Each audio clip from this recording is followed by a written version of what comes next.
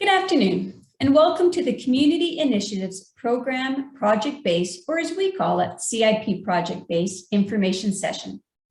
My name is Maida Findlay. I am a Community Grants Advisor with the Ministry of Culture and Status of Women, and will be leading you through the CIP Project-Based presentation today. We also have Angela Schreiner and Michelle Turnbull, who will be manning the chat box and answering any questions you might have. Today, we will cover some basic information on the CIP project-based program. We will provide a brief overview of the grant, talk about intended program outcomes, and then get into more specific information about intake dates, eligible organizations, and eligible projects. In addition to this presentation, on August 17th, we will provide another webinar regarding the application form. And on August 18th, we will go over how to fill out the budget template for your project. If these two seminars are of interest, please go to the CIP project-based web pages to register.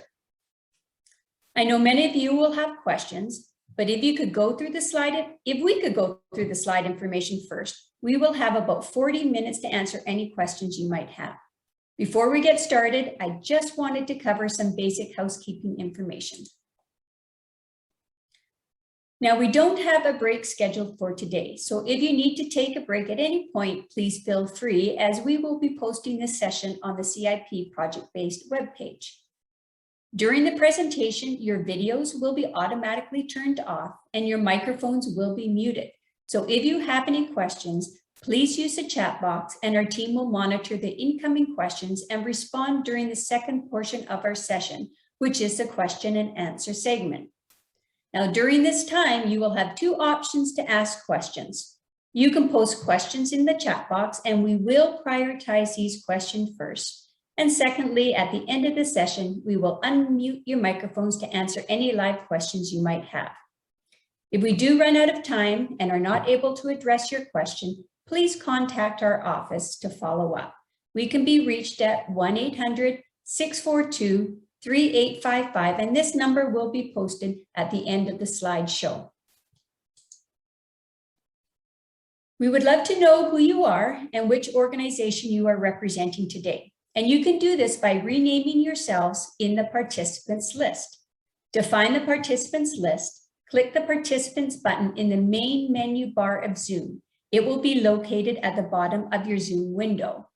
From there, you hover your mouse over your name in the participants list, click the More button, click Rename, enter your name and organization, and finally, click the OK button. At this time, I'd like to take a moment to recognize that this is the homeland of many diverse people in Alberta, including First Nations and Métis, whose ancestors have walked this land since time immemorial. We're grateful to work, live, and learn on this traditional territory that includes Treaty 6, 7, and 8. The Ministry of Culture and Status of Women is responsible to promote and develop programs and services that encourage Albertans to enrich their lives. And one of the ways we do this is through our Community Initiatives Program project-based grant. The purpose of the CIP project-based grant is to foster healthy, vibrant communities across Alberta.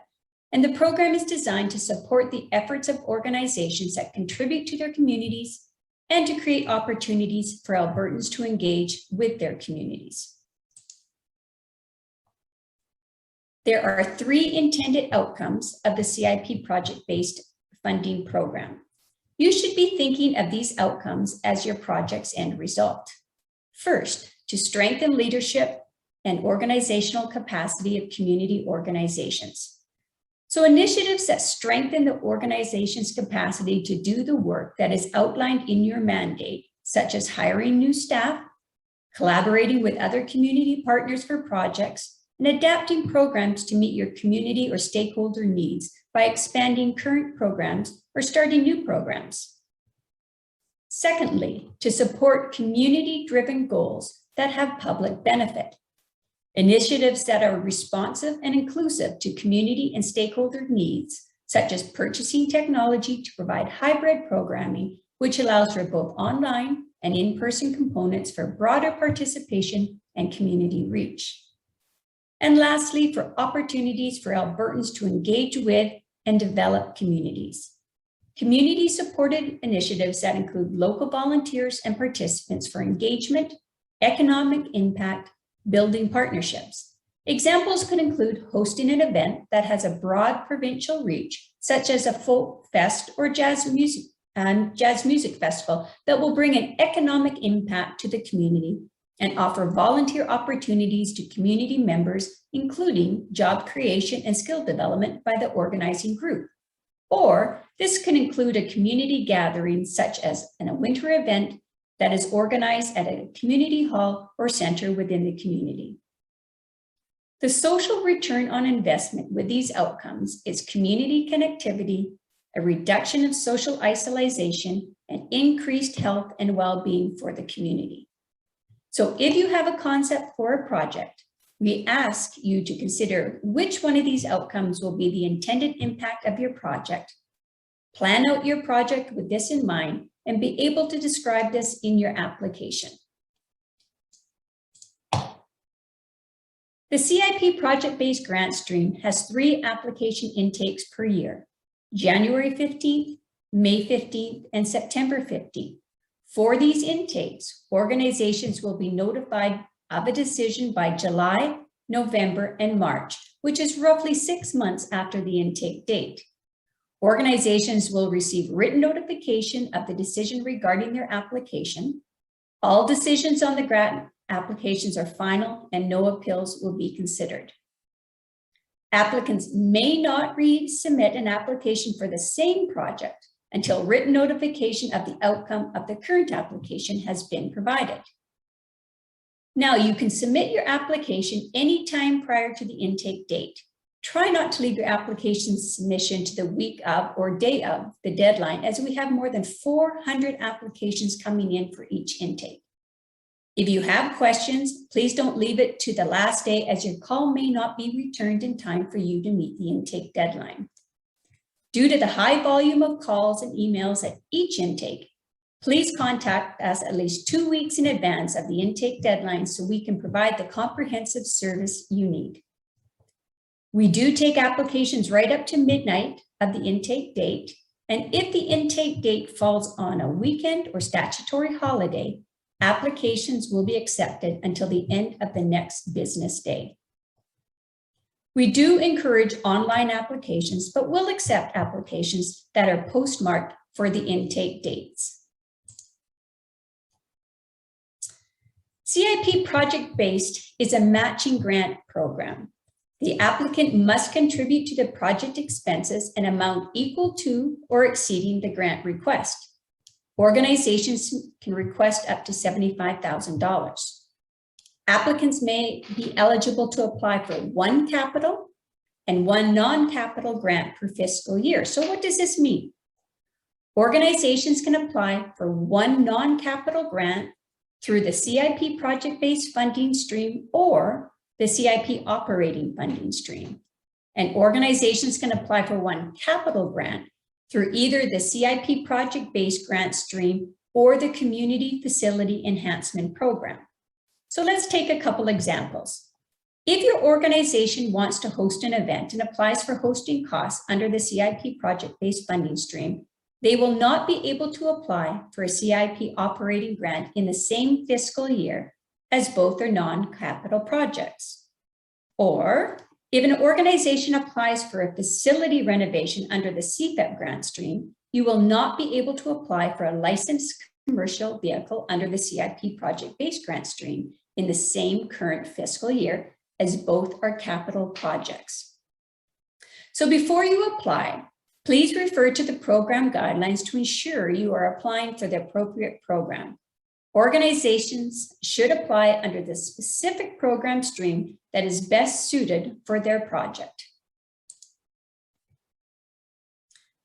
This slide will show a list of provincial and federal legislative acts. Your organization must be registered under one of these acts to be eligible to apply for the CIP project-based funding stream.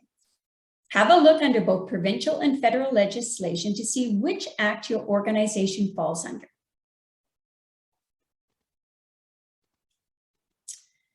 And following on the next page, First Nations and Métis settlements, foundations established and regulated under the Alberta's Regional Health Authorities Act, and a university, college, or institute as defined under the Alberta Post-Secondary Learning Act are also acts that your organization may fall under.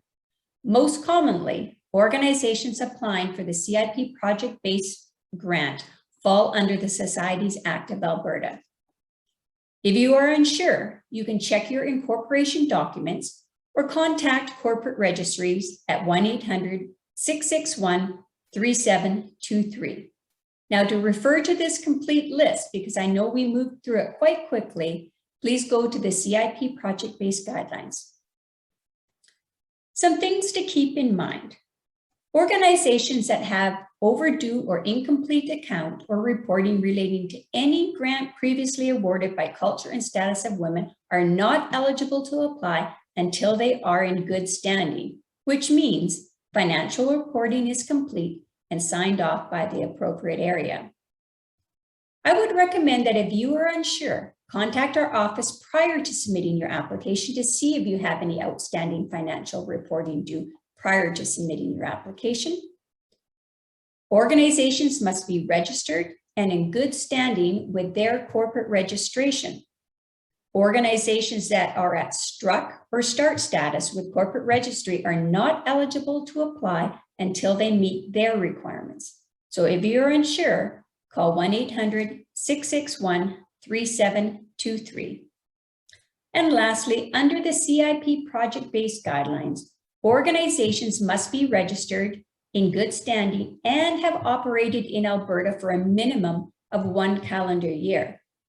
So for example, if you were applying for the September 15th intake, your organization would have needed to be registered since September 15th of 2020 to be eligible to apply.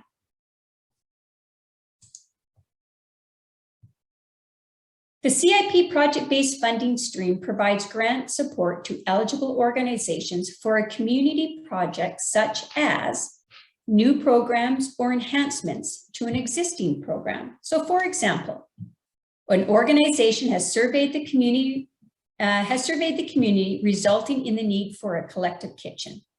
This initiative would be an eligible project as it would be a brand new program. Or your organization currently runs an existing program and would like to expand to another location, or you would like to expand the program to include other age groups or target sessions to women and or girls. So some eligible expenses for these two programs can include wages for new positions, new space rental costs, computer software and hardware, program materials, and other resources needed to operate the programs. We also take a look at community events such as festivals, theater productions, films, exhibits, symposiums, or workshops. And some eligible expenses could include venue and equipment rentals, catering, security, communications and marketing, or keynote speaker fees. Technology could include audio-visual equipment, projection screens for either the program office or meeting rooms, computer hardware and software. Portable equipment such as licensed vehicles, team uniforms and equipment, furnishings such as computer desks, meeting rooms, chairs, and public area furnishings. And lastly, gender equity projects. The CIP project-based guidelines were revised in 2019 to integrate gender equity initiatives designed to improve the lives of women and girls in Alberta for projects that increase women's economic security, increase women in leadership and democratic participation, and prevent and respond to gender-based violence. So an example could include creating a program to empower women and young girls or hosting an event to celebrate Women's Day. Your CIP project-based application is evaluated on the following criteria. We take a look at the organization's capacity. Organizations must show its ability to execute the entire project by demonstrating financial sustainability, operational history, and community support. This means that the organization has enough funds to support the project to completion and also maintain the continued operations of the organization. This is supported through submitting other documentation, such as bank statements, to verify the organization's financial state. In the application, you should mention when and how you have done similar projects to demonstrate the organization's history of undertaking similar projects, and who would be doing the project.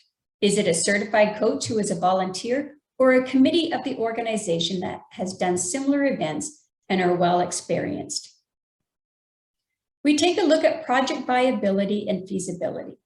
Organizations must demonstrate sufficient matching resources, have access to additional funding required to complete the project, provide a detailed budget and explanation of costs, and demonstrate long-term financial viability and self-sufficiency, including the ability to meet long-term ongoing operational needs.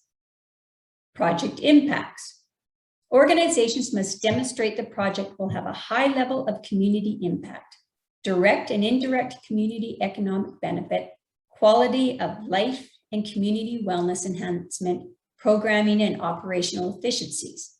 Now, depending on the project, organizations will have to show how this project was determined as needed in the community. For example, was a survey of community members done? And within the survey, did they prioritize what was needed in the community for programming, recreation activities, community gatherings? And this should be explained in the application. Access. Organizations must demonstrate how the project will provide broad public access beyond the organization's direct membership, and that services are available to one or more demographics, such as gender, age, or cultural group. So the broader and more inclusive the community reach, the more impactful the project. Community and regional need. Organizations must demonstrate how the project will impact communities at a local, regional, or provincial level, enhance utilization or meet changing needs, include partnerships and/or collaborations that are directly related to the project, and not duplicating other programs, events, or initiatives in the area. In the application, you will explain who you are targeting, who has attended previous similar events, and provide any supporting documentation that you may have that would support this criteria. We also do look at other funding considerations, such as project readiness, prior funding given to the applicant community or region, demonstrated need for financial assistance, regional equity, availability of grant funding, and the ability to complete the project with partial CIP project-based funding. Now, due to the limited funds and high demand, not all requests that meet the established criteria will be approved for funding. Applicants may receive full, reduced, or no funding for their project. Because this grant is heavily oversubscribed, there are priority projects. Higher priority will be given to one-time projects that are unique and separate from the ongoing activities of the organization. Project match fundings are confirmed through financial and bank statements and letters of financial support from other funding sources. Projects that are fully planned out and ready to implement, and this information is provided in your application. Gender equity programs and projects, and projects that engage community members and reduce social isolation. Lower priority will be given to projects of a similar scope that have been previously funded through community grant programs. Project match funding not in place, and this means you have a significant amount of funding that is still pending. Project start date that is more than 18 months in advance. Priority projects are for those that are shovel ready, and with approved funding, they can start their project immediately. Projects that are restricted to the organization's direct membership. Priority will be given to those projects that have broad community access, and projects that demonstrate limited public access or benefit. CIP project-based funding is approved on a matching basis. This means that organizations must contribute to the project expenses an amount equal to or exceeding the grant request. So let's take an example.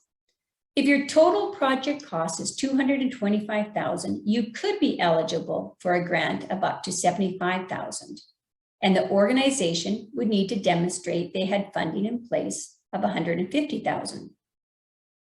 The $75,000 CIP project-based funding request, together with the organization's contribution of $150,000, will equal the total project cost of $225,000.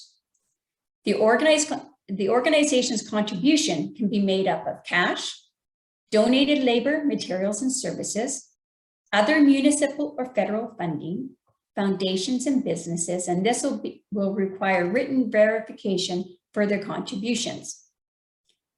To summarize, matching funding comes from cash, and this will be verified through the organization's current financial and bank statements. Donated labor. Volunteers can donate their time as part of their match. Unskilled labor can be costed at $20 an hour, and an example of this might be a volunteer who is helping out with security at a festival. Skilled labor is costed out at $35 an hour, and this might be for someone who is volunteering with a specialized professional skill set. For example, a web developer is volunteering to create a website for an organization. Now, if that person is volunteering on their own, it would be costed at $35 an hour. If a company is sending one of their employees to do the work, they can cost that out at the company's hourly rate at fair market value and confirmed on company letterhead. However, a web developer who is volunteering his or her time as a general volunteer would not qualify for the skilled labor rate, but rather costed at $20 an hour. Donated materials or services can be used to offset cash expenses as long as it is directly related to the project. This information will need to be verified through a letter on company letterhead and again at fair market value. Donated equipment and operator is considered at $70 an hour, and this information is outlined in the program guidelines. Donations must be directly related to the project, and all donation working hours will need to be tracked by the organization and submitted with a final accounting report. And lastly, total Government of Alberta funding cannot exceed 50% of the total project cost.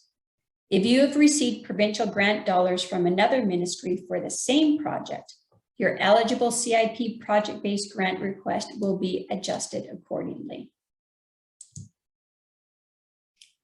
To help organizations with their application process, we have some tools for you to use. And the first is the CIP project-based guidelines.